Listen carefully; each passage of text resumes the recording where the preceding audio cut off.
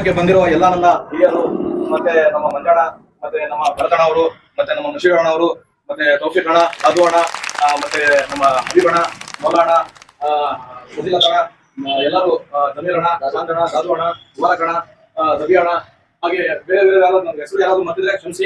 ಎಲ್ಲರಿಗೂ ಮಲಯಾಳಪ್ಪ ಮಗಿರಿ ಅವರು ಎಲ್ಲರಿಗೂ ಕುರಿತು ನಾನು ಈ ಒಂದು ಕಾರ್ಯಕ್ರಮಕ್ಕೆ ಎಲ್ಲರಿಗೂ ಸ್ವಾಗತಿಸ್ತೇನೆ. ಇಲ್ಲಿ ನಡೆದಿರ್ತಕ್ಕಂಥ ಎಲ್ಲ ನನ್ನ ಗಣ್ಯತೆಗೆ ನಾನು ಅಭಿನಂದಿಸುತ್ತಾ ಇವತ್ತು ನವೆಂಬರ್ 10 ಇವತ್ತು ಹಜರತ್ ಟಿಪ್ಪು ಸುಲ್ತಾನ್ ಅವರ ಜನ್ಮದಿನ ಆಚರಣೆ ಮಾಡಕ್ಕೆ ನಾವೆಲ್ಲ ಇಲ್ಲಿ ಸೇರಿದ್ದೀವಿ. ನಿಮ್ಗೆಲ್ಲ ನಾನು ಅಭಿನಂದಿಸುತ್ತಾ ಇಲ್ಲಿ ನಡೆದಿರ್ತಕ್ಕಂತಹ ಈಗ ಹೆಸರು ತಾಳಕ್ಕೆ ಸಮಯದ ಅಭಾವ ಇರೋದ್ರಿಂದ ಇಲ್ಲಿ ನಡೆದಿರ್ತಕ್ಕಂಥ ಎಲ್ಲರಿಗೂ ಜೈ ಭೀಮ್. ಏನಿವತ್ತು ದರ್ಗಾ ಸರ್ಕಲ್ ಅಲ್ಲಿ ಚಾಂದು ಟಿಪ್ಪು ಸುಲ್ತಾನ್ ಜಯಂತಿಯನ್ನು ಆಚರಣೆ ಮಾಡ್ತಾ ಇದ್ದಾರೆ. ಹಾಗೂ ಚಾಂದು ಅವ್ರ ಸ್ನೇಹಿತರಿಗೆ ಎಲ್ಲರಿಗೂ ಧನ್ಯವಾದನ ಹೇಳಕ್ಕೆ ಇಷ್ಟಪಡ್ತೀನಿ. ಹಜರತ್ ಟಿಪ್ಪು ಸುಲ್ತಾನ್ ಅವರು ಮುಸಲ್ಮಾನರಿಗೆ ಅಷ್ಟೇ ಅಲ್ಲ, ಈ ದೇಶದಲ್ಲಿ ಮೂಲ ನಿವಾಸಿಗಳು ಅಂತ ನಾವೇನಿದ್ದೀವಿ ಅವ್ರೆಲ್ಲರಿಗೂ ಸ್ವತಂತ್ರವಾಗಿ ಬದುಕಕ್ಕೆ, ಸ್ವತಂತ್ರವಾಗಿ ಓಡಾಡಕ್ಕೆ, ಸ್ವತಂತ್ರವಾಗಿ ಬಟ್ಟೆ ಹಾಕಕ್ಕೆ ಏನು ಮರ್ಯಾದೆ ಅಂತ ಹೇಳ್ತಾರಲ್ಲ, ಆ ಮರ್ಯಾದೆಯನ್ನ ತಂದುಕೊಟ್ಟಂತ ಮಹಾವೀರ ಅಂತವ್ರ ಜಯಂತಿನ ಮಾಡ್ತಿರೋದು ನಿಮ್ಗೆಲ್ಲರಿಗೂ ಒಳ್ಳೇದಾಗ್ಲಿ. ಎಲ್ಲರಿಗೂ ಇವತ್ತು ನಮಸ್ಕಾರಗಳು. ನಮ್ಮ ಈ ಒಂದು ಕಾರ್ಯಕ್ರಮಕ್ಕೆ ಯಾರ್ಯಾರು ಆಹ್ವಾನಿಸಿದ್ದಾರೆ ಅವ್ರಿಗೂ ಸ್ವಾಗತ. ಇವತ್ತು ವಿಶೇಷ ಏನಂದ್ರೆ ನಮ್ಮ ಹಜರತ್ ಟಿಪ್ಪು ಸುಲ್ತಾನ್ रहमतुल्लाह अलैह 275ನೇ ಹುಟ್ಟುಹಬ್ಬ. अस्सलाम वालेकुम वरहमतुल्लाहि वबरकातुहू।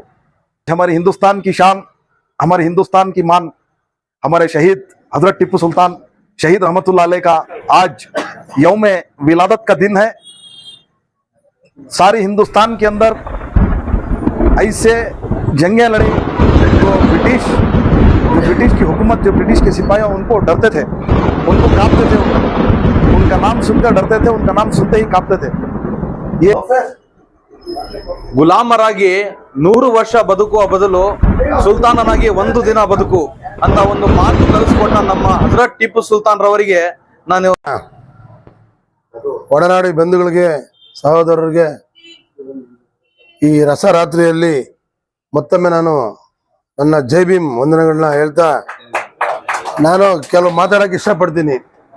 ನನ್ನ ಹೆಸರು Bharath Kumar, all India Bahujan Samaj party ಜಿಲ್ಲಾ ಅಧ್ಯಕ್ಷ.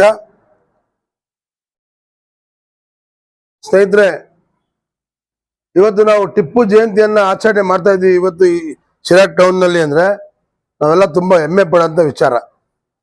ಈ ಹಿಂದೆ ಇದ್ದಂಥ ಸರ್ಕಾರಗಳು ಟಿಪ್ಪು ಜಯಂತಿನೇ ಮಾಡಬಾರ್ದು, ಟಿಪ್ಪು ಒಬ್ಬ ದೇಶದ್ರೋಹಿ, ಕೊಡಗಲ್ಲಿ ಹಿಂಗ್ ಮಾಡ್ಬಿಟ್ಟ ಹಂಗ್ ಮಾಡ್ಬಿಟ್ಟ ಅಂತ ಹೇಳ್ಬಿಟ್ಟು ಅದನ್ನ ಬಗ್ಗೆ ಎಲ್ಲ ಕೆಟ್ಟದಾಗೆಲ್ಲ ಅಪಪ್ರಚಾರ ಎಲ್ಲ ಮಾಡಿದ್ದಾರೆ.